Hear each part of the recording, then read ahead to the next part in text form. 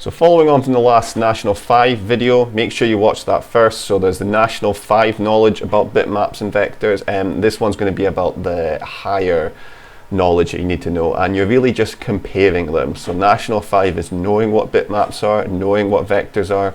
Higher is the advantages and disadvantages between the two of them. Some of this might be familiar because I accidentally get carried away and throw this into the National 5 stuff when I'm teaching it.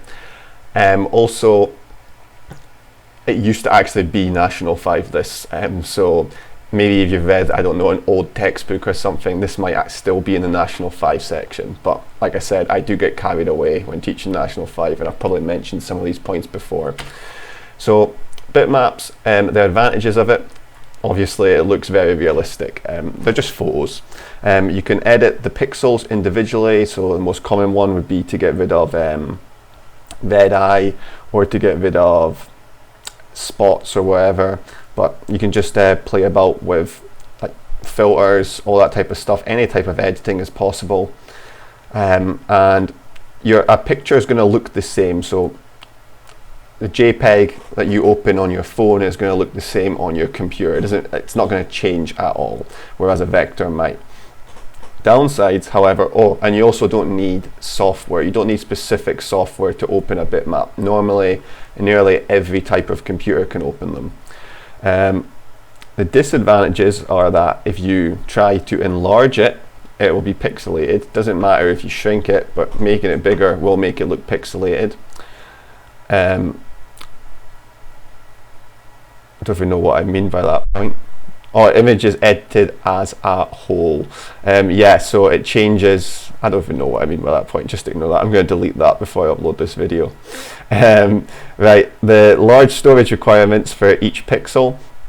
So, it's, like I said, if it's a true color image, every pixel is 24 bits, whereas that could be an entire vector shape. And there's a fixed resolution, so you can't add more pixels after your photo is taken. It's just not possible. All those movies that say enhance onto like a criminal's face, you can't really do that. You can't just make pixels out of thin air. Vector graphics, so this is like the drawing ones, they can be scaled without loss of quality, so they can be, obviously they can still be shrunk. Bitmaps can be shrunk without loss of quality, but these can also be enlarged. They'll still look smooth. Even if you enlarge them, it's impossible to make them pixelated. Objects can be edited without affecting the rest of the image. Right, this makes sense why I put the disadvantage in the last one. So image is edited as a whole.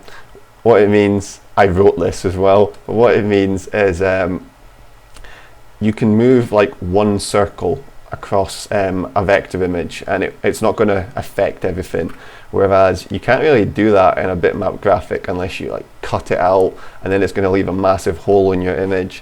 So yeah, you can edit individual objects.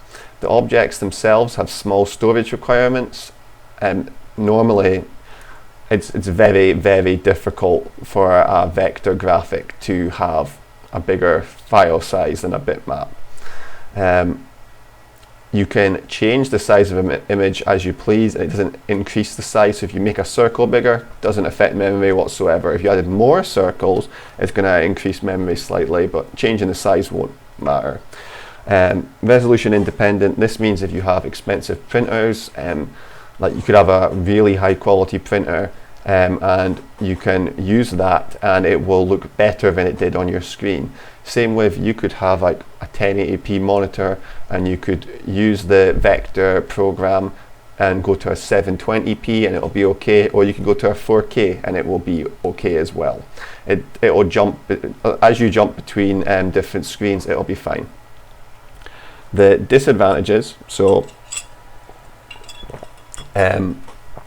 it's quite difficult to create realistic images. I'm saying difficult, it's impossible. The editing can only be done at object level, so you can't like edit half an object. I don't know why you'd want to do that. And you need specific software on your computer, sometimes specific hardware just to run that software, like a certain level benchmark. You can't just throw a vector image onto any computer. Now if you go Google vector image, you'll see vector images, but those are vector images exported as bitmaps. If you actually want the vector files, you need specific programs to open it.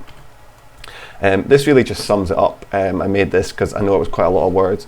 So this one represents bitmaps. Advantages are photos, individual pixel editing, and no need for specific software. The vectors advantages are good for drawing diagrams and all that.